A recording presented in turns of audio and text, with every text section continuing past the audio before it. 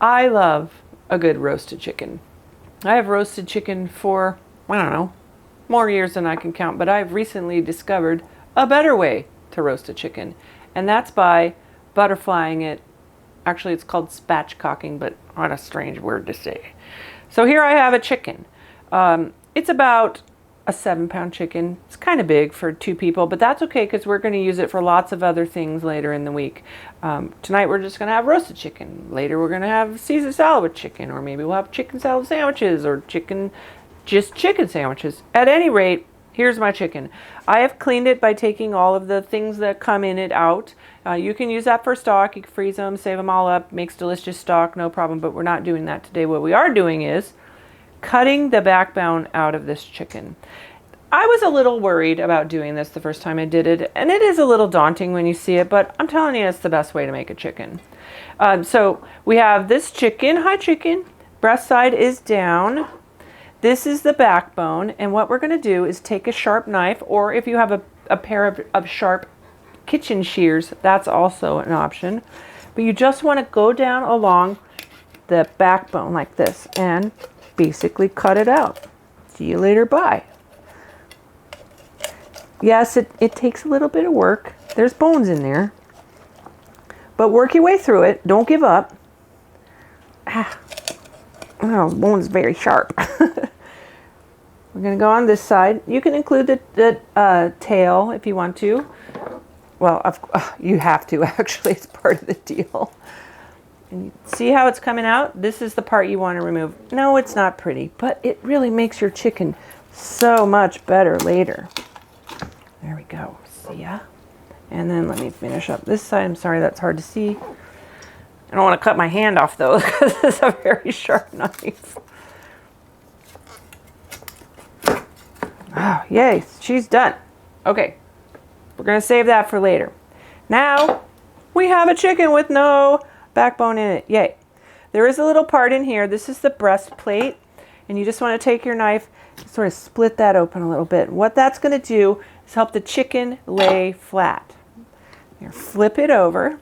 So the breast side is up. Oh, you know what? You can cut this off, this little tail piece off. You don't need that part.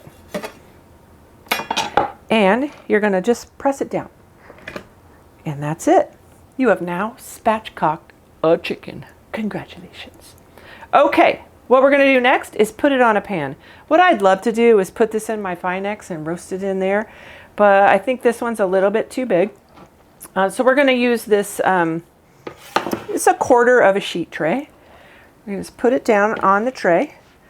We're going to lay the legs out, and we're going to tuck the wings under, just like that. There we go. There she is. Look at that. Nice, flat, butterfly chicken. And what this does is cook all of the pieces of the chicken evenly. If you cook it whole, it takes longer to cook the breast. The breast dries out because it takes longer to cook the legs. But at any rate, this solves all of those problems. Okay, so right now I'm just going to wash up a little bit, clean this up, and then I'll show you how to season it. Okay, our chicken is ready to go. Our oven is preheating to 450 degrees. And the reason it's that high is we want to get this skin crispy. So once it's in for 10 minutes, we're going to turn it down to 400 degrees. First, what we're going to do, though, is pat it dry. Because the way to get crispy skin is to put in a chicken that's been patted dry. There you go, Mr. Chicken. Oh, it's going to be so good. I'm so excited. Okay, next we're going to coat it with a little bit of olive oil. And here's the fun part. You can mix this up. We're going to make a lot of Italian sort of flavored dishes later this week, because this is, quite frankly, way too much food for 2 people, so we want to use all of it. But let's say you wanted to make tacos or fajitas or something like that. You can season it with Mexican spices, cumin, coriander, some oregano, salt and pepper, a little bit of spicy stuff. So just make the chicken how you want it to taste later. That being said, maybe you don't want it. Maybe you don't know what you want to make next week. So just put salt and pepper on it, because that's also an option for all of the dishes. Or maybe a little bit of onion powder and garlic powder, blah, blah, blah. Here we go. So it has been oiled down.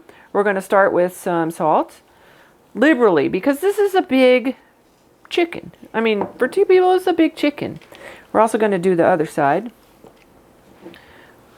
Actually, I think I'll do this whole side first so I don't have to keep flipping it. Some pepper.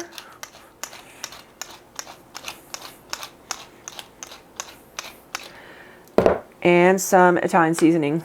That's right, my go-to Italian seasoning. I love this stuff. If you haven't tried it, you really should. It's amazing. Okay, flip it back over. See you in a little bit. And the rest of the stuff, more pepper.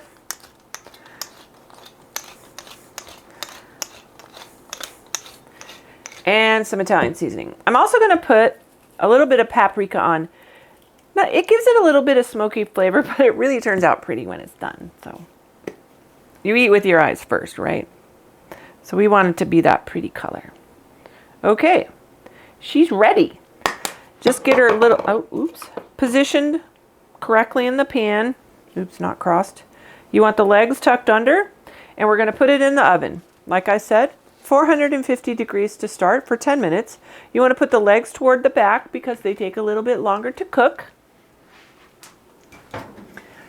My rack is a medium, it's like the middle but high level. We're going to leave it in there 10 minutes, change it down to 400 degrees, and leave it in for another 30.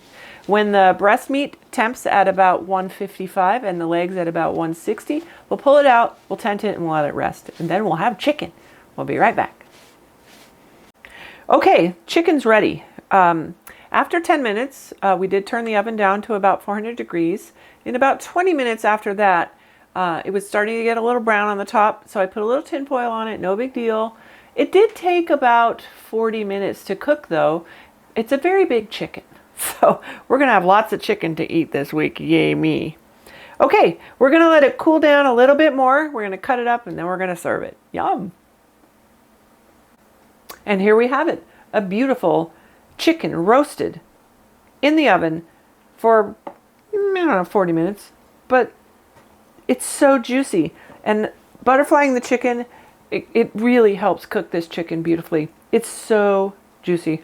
I'm so excited. It's flavorful, it's tender, perfect amount of seasoning on the top. Whatever you put on there, it's just going to enhance the flavor so much. This is delicious. I'm so excited. Okay.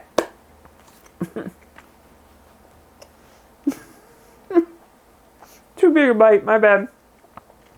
Thank you for watching Cooking for Tea 101. Don't forget to like, subscribe, share with your friends, and we'll see you soon.